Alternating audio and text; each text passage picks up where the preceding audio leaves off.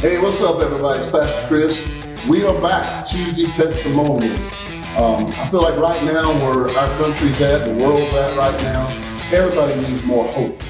You know, just them four little letters right there can do so much for people. Just give them hope. And so we're back doing the Tuesday Testimonials. We're going to have at least 4 in a row for y'all, and then we'll try to continue next month. But, you know, I know a lot of you are cooped up and a lot of you are not able to get out right now. And so we just want to bring you something to lift your spirits up. And so tonight's going to be a great broadcast.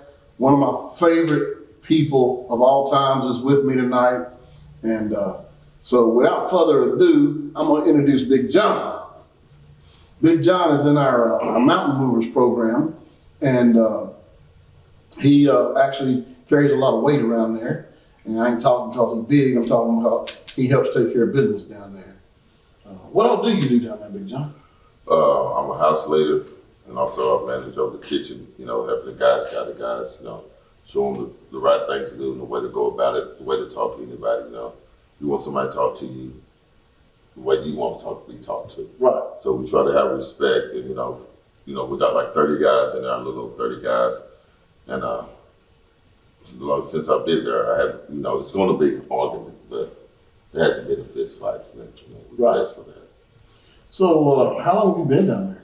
Almost 6 months. Okay. 6 months. And you have a graduation date yet? Well, I'm hoping pretty soon, but I think it's like July 20th, 9 months. Right. It's from 9 months probably to a year probably. So are you planning on staying and working in the Mountain Movers, or are you going to try to get on out and get a job? Well, we talked about it, and Mr. Skinner asked me, you know, if I would like to come on staff. So, you know, I'm thinking about it, you know. It depends on what the Lord wants me to do. Right on. Well, man, I'm just so glad to have, y'all don't know how long I've been trying to get John on here. And he's been a little shy about it. And so I'm just so excited to have you, John. Thank you, sir. And y'all gotta understand, I see these guys all the time, but I've never heard any of the testimonies we're gonna be doing these next few weeks. So this is a first for me. So let me just start off. What was your childhood like, man? Were you raised up with Bible or anything like that? So I was raised, my family was, you know, I was going to church ever since I was 5 years old. Okay. You know, up till I got to a certain age where I made my own decision, you know, not to go, you know, to church, and then, you know, I wavered off from church as well as God, you know what I'm saying? Yeah. Not through life, you know, and it's been a rough life, it's been a rough without Jesus on my side. You know? So this is confirmation, people. If you bring them up in the Lord, they will come back to them. Right here, confirmation. So, all right, well, let's just talk about, you know, some of these paths you went down. You went with the Lord, but He was probably with you, right? Right. You know, I always, it started, I guess, when my mom passed. My mom passed back in March. It was a hard month for me because in March, first year I had 2 of my main family members passed in the following March. I had my mom and another family who passed. When my mom passed, I gave up on life myself. Right. You know, I had a family and kids. I turned my back on all of them. I just kept going. I didn't care about nothing anymore.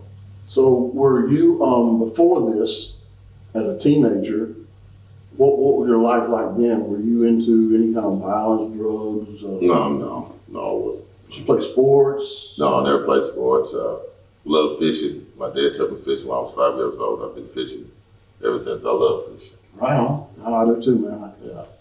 So really, when your mom passed away, when you gave up, you just went kind of MIA with everybody, right?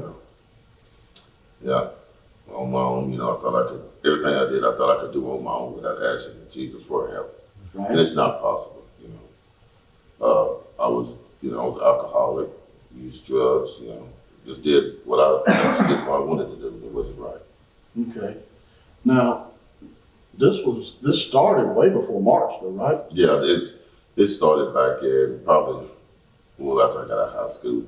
I was, I really wasn't drinking. I was might smoke, smoke a little weed or something like that. But that's about it, Right. It just escalated a lot, as time went on. How are you now? I'm 53. You're 53? Yeah. Whoa, that's crazy, dude. I'm 57, man. You look way younger than me. I thought you was like in your 30s or something. 53. Wow. And so when did you come in the program? I came to the program last year, October.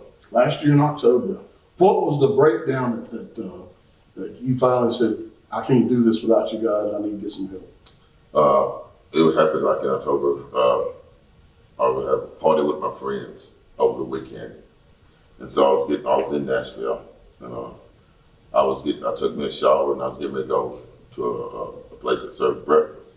So I was standing in line waiting to go, and something just, I don't know, came out of nowhere and said, keep walking.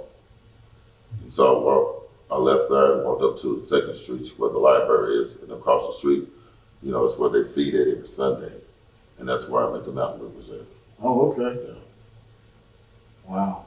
Just one of them come up talk to you, or did you go talk to them? I would talk to them, asked him, talk to Mr. Justin Skinner, and I asked him, about the program, how to get into the program. He told me.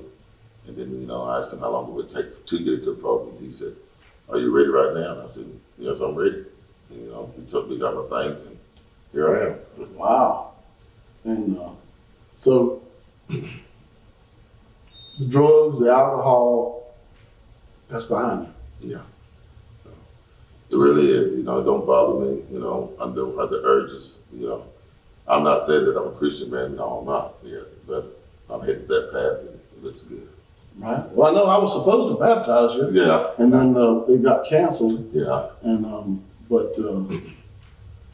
so give me some idea of what God's been doing in your life since you came in the program. How's He changing you? My attitude has changed a whole lot. I used to not smile, not at all. For 8 years, I didn't smile. I didn't care about how other people felt or the way they felt. If you had something and I wanted, I'd probably, I'd just take it. Just take it. Been there, brother. And I look back at my past. You know what I'm saying? And it wasn't right what I did. I can't go back and change nothing. But all I can do now is look forward to making a better future with Jesus. Right. For myself. Hey, but that's why that windshield's so big in the car, that rearview mirror small. We ain't looking back, we're moving forward. Yeah. It's changed me a lot, my attitude, I'm still growing. I steady study the Bible. I try to read as much time as I get, I just try to stay on top of things. I got 30 other guys, that come to me, I'm still a little rough, and I tell the guys that I'm still a little rough, sometimes maybe put off like I'm mad or way to say it, but I'm not, it's just me, Right, I get that a lot. Yeah. And, and the guys, I love them like brothers. Right. But now you're a role model. Right. Now they're looking up to you, right? Right. Man, ain't God good? Yes, He is. Look what He did. Took you from being the person you were to now you got other guys looking up to you, wanting to be like you. Right. That's some accountability right there. Yes, sir. That is some accountability. Yeah. Because, we say all the time, and I've seen John in action around there, but we say all the time that, people don't care how much you know till they know how much you care. That's right. And when you love them and they mess up and keep on loving them, we're just doing the same thing God did for us. It's just it's a beautiful, beautiful thing that we get to do His work like that. Yes, sir.